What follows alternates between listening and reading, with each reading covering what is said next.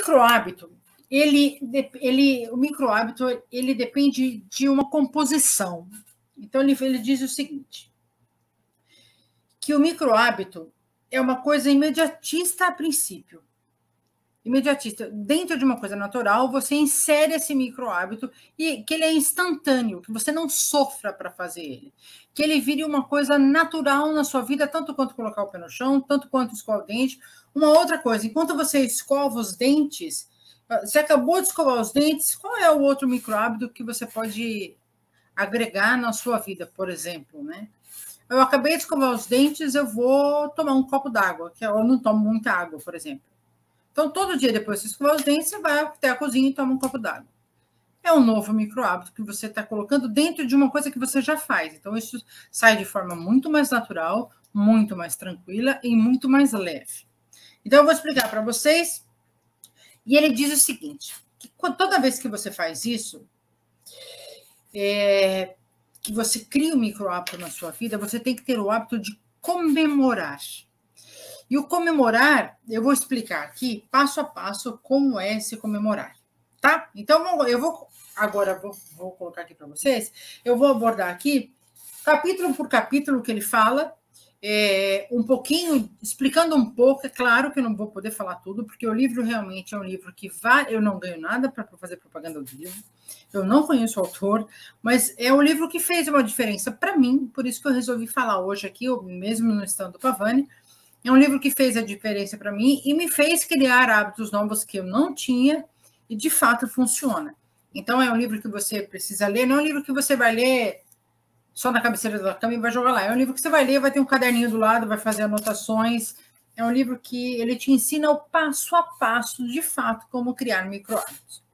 E ele diz o seguinte, que para criar micro-hábitos, você precisa de um comportamento que ele coloca as células, uma fórmula CO, que é igual a MCP, que é motivação, capacidade e prompt. Então, para você criar um novo comportamento de hábito, você precisa de uma motivação, de uma capacidade e de um prompt. Só que essa motivação, essa capacidade e esse prompt precisam acontecer simultaneamente.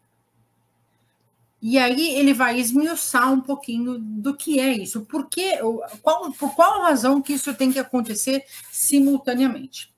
Porque quando você tem uma motivação muito para você criar esse novo comportamento, esse novo hábito, quando você tem uma motivação, você tem um determinado desejo de alcançar alguma coisa, né? Eu preciso alcançar isso. Mas, às vezes, você só tem motivação, mas você não tem uma capacidade necessária para. Vou dar um exemplo muito simples. Você tem uma motivação, putz, eu escalar o Everest. Vou escalar o Everest porque eu sou demais. Você tem capacidade para escalar o Everest? Não, não tem. Então, você vai precisar se capacitar para, você vai precisar aprender para. E, além disso, você vai ter que adotar o prompt. É como se fosse o gatilho. O que te leva a fazer isso? Né? O prompt, assim, mas para que você quer fazer isso? Qual é a razão? Qual é o objetivo? Além da motivação, além da capacidade, você tem que ter uma coisa que te starta a levar isso. Os três juntos vão te fazer ter esse novo comportamento de escalada, por exemplo. Mas ele fala o seguinte, ele dá um exemplo muito claro de motivação. A motivação, o capítulo chama Motivação, Foco no Ajuste, para vocês terem uma ideia. A motivação, por mais que você tenha o comportamento, vamos lá, vou repetir aqui a fórmula, porque eu não sei se alguém chegou agora, a fórmula do designer, né, de micro-hábitos, é assim, para você ter o comportamento novo do micro-hábito, vou repetir, você precisa de motivação, capacidade e prompt, certo? Certo. Então, vamos lá. Vou até colocar aqui, deixar passando aqui o tema de hoje, porque para quem está entrando agora, entender um pouquinho do que nós estamos falando.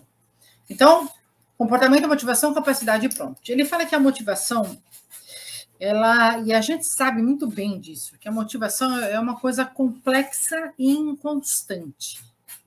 Porque se você quiser criar esse novo hábito e só tiver a motivação, essa motivação, no meio do caminho, ela pode se desfocar por alguns motivos. Ele dá um exemplo muito interessante da Sandra e do Adrian, que era um casal que queria uma casa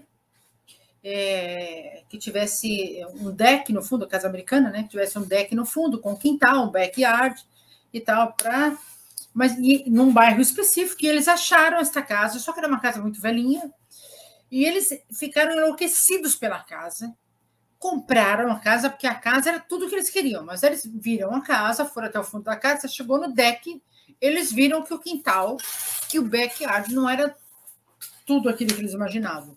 Tinha grama, precisaria de cuidado, precisaria ser transformado tanto quanto a casa.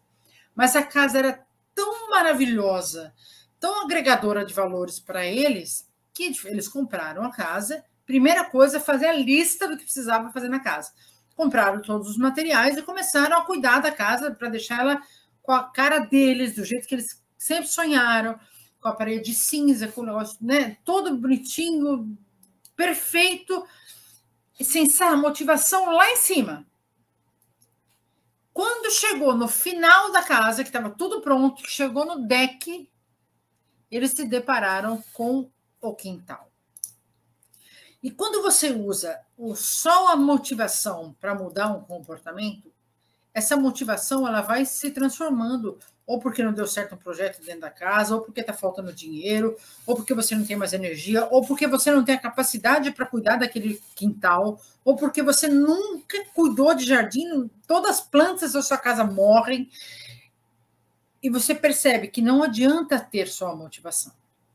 E aí você começa a startar gatilhos, coisas lá de trás. A Sandra, por exemplo, ele dá um exemplo aqui, que ela lembrou que ela tinha que passar o cortador de grama no quintal dos pais, e ela odiava fazer isso. E quando chegou, eles se depararam com aquele quintal, o que aconteceu? Aquele sonho, aquela aspiração que ele fala, que você tem que ter uma aspiração para a realização de um novo hábito, aquela aspiração que eles tinham da casa de boneca perfeita, chegou no quintal, essa aspiração quase morre. Porque a aspiração quase morre, porque fala assim, e agora? Como que nós vamos dar conta? Deixa eu botar um. Opa! Peraí. Tem um comentário aqui que eu nem vi. Boa noite. Tem gente me dando boa noite aqui. Boa noite, pessoal que está aí. Eu não vi? Eu estou aqui focada com vocês. Eles quase morrem, porque falam, putz, a gente não tem a capacidade para cuidar desse jardim, a gente não entende de jardinagem, não entende de piscina, não entende de nada. Então, quando você for criar um micro hábito, a primeira coisa que você tem que ter, ele fala muito claro aqui, que você precisa entender a diferença de aspiração, resultado e comportamento. Você tem uma aspiração para conseguir algo. Eu quero, por exemplo, me estressar menos. Mas é uma coisa, me estressar menos é uma coisa não muito mensurável. Eu quero me estressar menos, tá? Mas e aí? O que você vai fazer com isso? O que te falta? Que capacidade você precisa ter para fazer isso? O que você vai fazer para resolver isso? Então, o comportamento é algo muito, muito, muito específico. Para criar um comportamento que tenha motivação, capacidade e prompt, você precisa se policiar principalmente na motivação, na capacidade e no prompt. Essas três coisas têm que andar juntas, porque vai chegar um momento, se você só tiver capacidade para fazer uma coisa, mas não tem a menor motivação, também não vai adiantar. Se você tem o start para fazer a coisa que é o prompt que a gente fala, mas não tem nem capacidade. Não, eu sei, eu sei que dá, mas e aí? Você tem capacidade para? Você tem motivação para? Um exemplo que eu acho muito interessante dar aqui é o seguinte: não é porque você comeu salada no jantar desta noite que você vai emagrecer os 5 quilos que engordou no carnaval, entendeu? Não é assim que funciona. A gente sabe que não é assim que funciona.